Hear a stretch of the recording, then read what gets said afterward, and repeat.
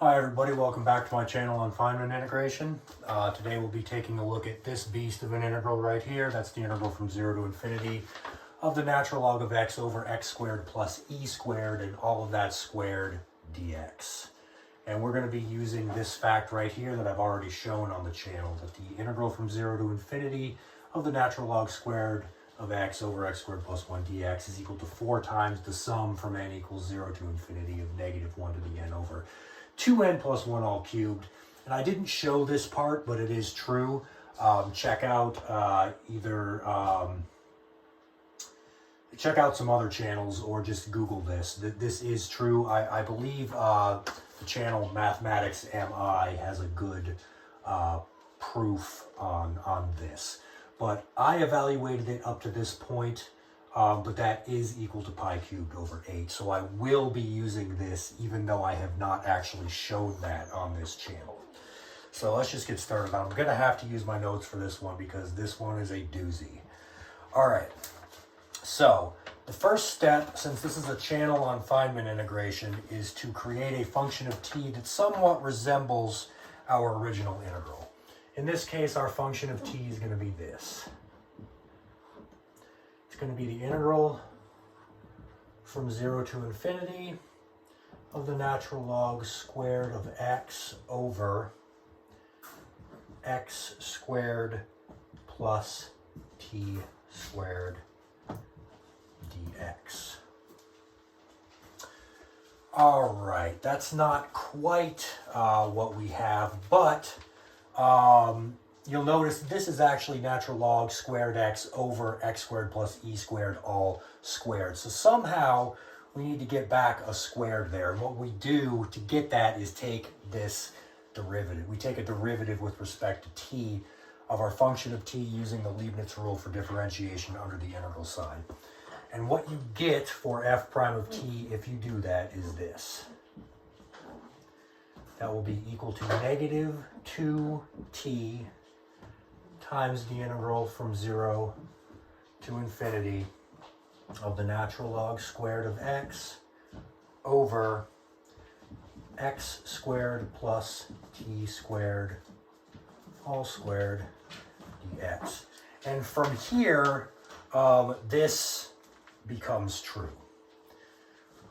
I will be equal to negative f prime evaluated at 1 over 2 times e. Because if we evaluate f prime at 1, we almost get back our original integral, except we would have we need to evaluate f prime at the point e. Because if we evaluate this at e, we get negative 2e times I. So in order to compensate for that negative 2e, we need to divide it by 2e and then take its negative. So that's why this is true. All right, our next step. We need to find a better expression for f of t and then take its derivative. Because even though we can put in e to our function and take its negative and divide it by 2e to get I, it's useless because we still just have a nasty integral. So we need to find a different expression for this f of t, then take its derivative, then take its negative, then take its derivative, evaluate it at e, take the negative, and then divide it by 2e. I know that's a mouthful, but I hope you're all following. All right, so new expression for this. All right, what we're going to do is we're going to kind of rewrite our f of t like this. We can factor out this t squared in the denominator by going like this. And then this just becomes an x squared plus 1, only this is an x over t all squared.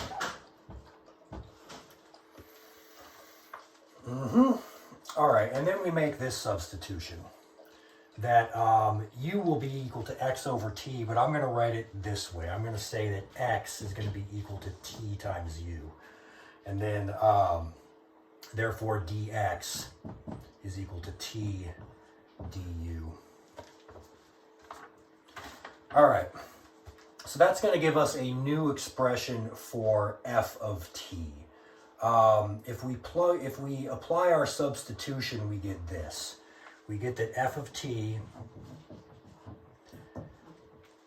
is equal to 1 over t times the integral from 0 to infinity of the natural log squared of t times u over u squared plus 1 du. Now, this is going to become messy really, really quickly, because we can break this up, and we can break this up into natural log t plus natural log u, and then all squared. And then break up the integral using linearity. And I'm not going to show a lot of the work in that, but I'm just going to jump right to what you would get if you did that. So again, what we're doing is we're using the properties of logs, and I'll actually write it like this. Let's put a parentheses around there and then square it. So we're going to have natural log t plus natural log u all squared, then break up this integral into 3 separate integrals. All right, so what you'll get when you do that is this. You will have, and I'm just going to rewrite it over here.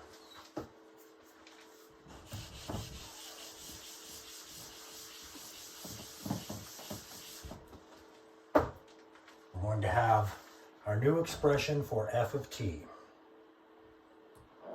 And I'm going to have to write it small. That's going to be equal to natural log squared t over t times the integral from 0 to infinity of 1 over u squared plus 1 du plus 2 natural log t over t times the integral from 0 to infinity of natural log u over u squared plus 1 du plus, I'm going to run out of room here. I have to write that even just a little bit smaller. Oh boy. In fact, I'm just going to have to use 2 lines. I'm going to have to use both sides of the whiteboard here to express that. All right. So let's see. That's going to give us f of t is equal to the natural log squared of t over t times the integral from 0 to infinity of 1 over u squared plus 1 du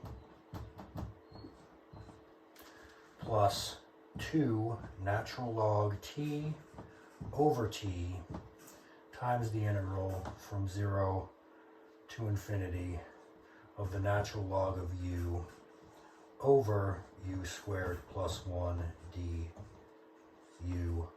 plus 1 over t times the integral from 0 to infinity of natural log squared u over u squared plus 1 du. And you can check that for yourself if you'd like, but again, I'll go over what I did one more time. We broke this up into, well first we recognize that natural log tu is equal to the natural log of t plus the natural log of u. And then we squared it. We FOILed it out, and we get a bunch of natural log t's and natural log u's. And anyway, it evaluates to this. It's the same as this. This is the same as this. Now, what we need to do is we need to just, to make it simpler, we're going to start labeling some integrals here. We're going to call this integral right here A. And we're going to call this integral right here B. And we'll call this integral right here C. And that's just going to make it a little bit easier to write our f of t. So I'm going to write up here that A is equal to the integral from 0 to infinity of 1 over u squared plus 1 du. B is equal to the integral from 0 to infinity of the natural log of u over u squared plus 1 du.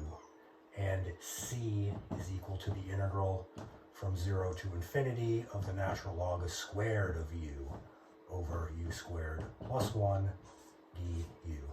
All right. So now let's rewrite f of t. Okay. That's going to give us f of t being equal to a times natural log squared of t over t plus b times 2 natural log t over t plus c times 1 over t. Right? There's our natural log squared t, and it's multiplied by a. I mean, natural log squared t over t multiplied by a. There's our 2 natural log t over t multiplied by b. There's our 1 over t times c. Yeah, there we go. All right, so that's true. So now I can erase this junk because we already know what a, b, and c are from up here. All right, so we don't need this junk anymore.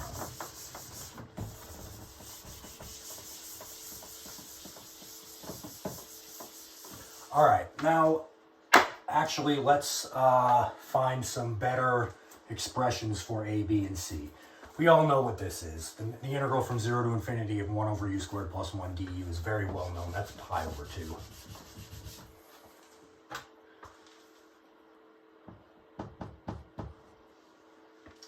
Now this, I believe I've already shown on my channel, and you can verify this right now, but if you make the substitution that some new variable is equal to 1 over u, apply that substitution, you'll get that b is equal to negative v, which means that b is equal to 0. So, yeah, b is in fact equal to 0. And we've actually already written this down right there. This integral from 0 to 0 to infinity of the natural log squared of u over u squared plus 1 du is equal to pi cubed over 8.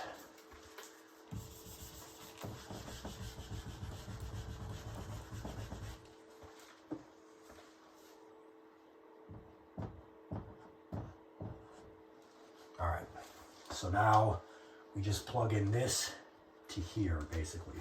So a, b, and c are constants, and that's what I wanted because we need to take this derivative, because remember, we're not interested in f of t. We actually need to evaluate f prime of t at the point e, take its negative, and then divide it by 2e to get our final result.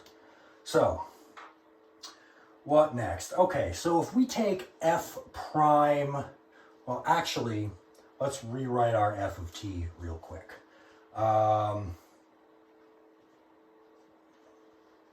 We'll keep the a and the c, but since we know that b is equal to 0, we'll just get rid of it. So we're just going to have plus c times 1 over t.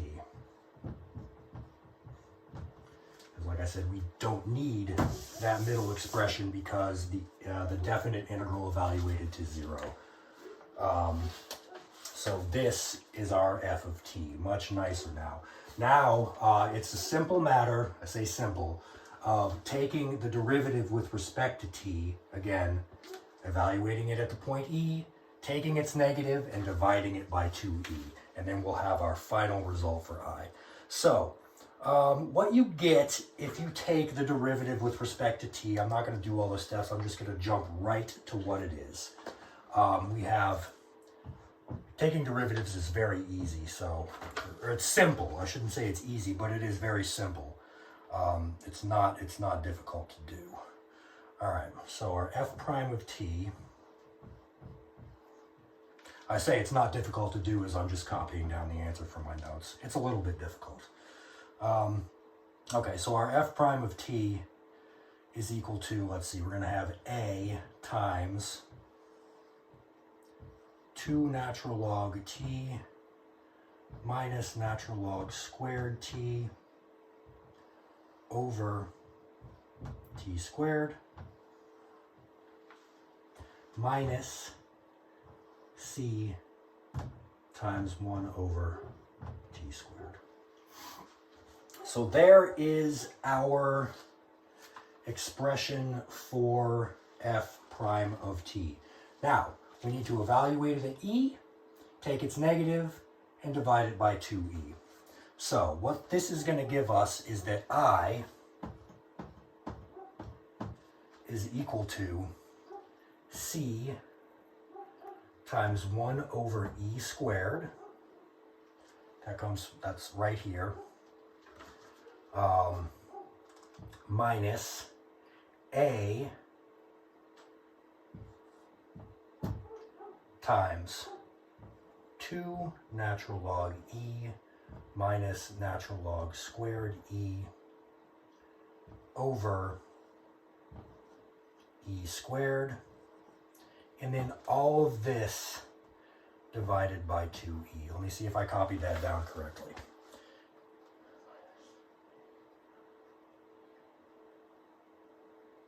Yeah, okay. So obviously we know that natural log squared e is 1. Natural log e is also 1. 2 minus 1 is 1.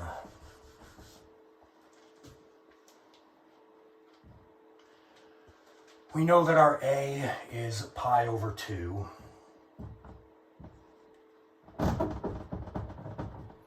And we know that our c is pi cubed over 8.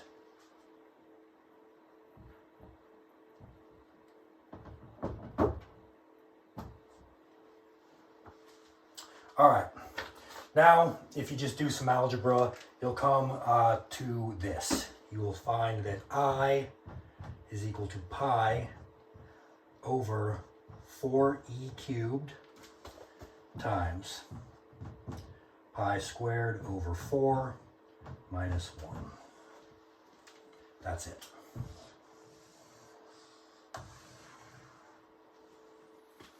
Okay, I hope you all were able to follow that. I know this is probably one of the most difficult integrals I've done on this channel so far, but thanks for sticking with me, and I hope you enjoyed that.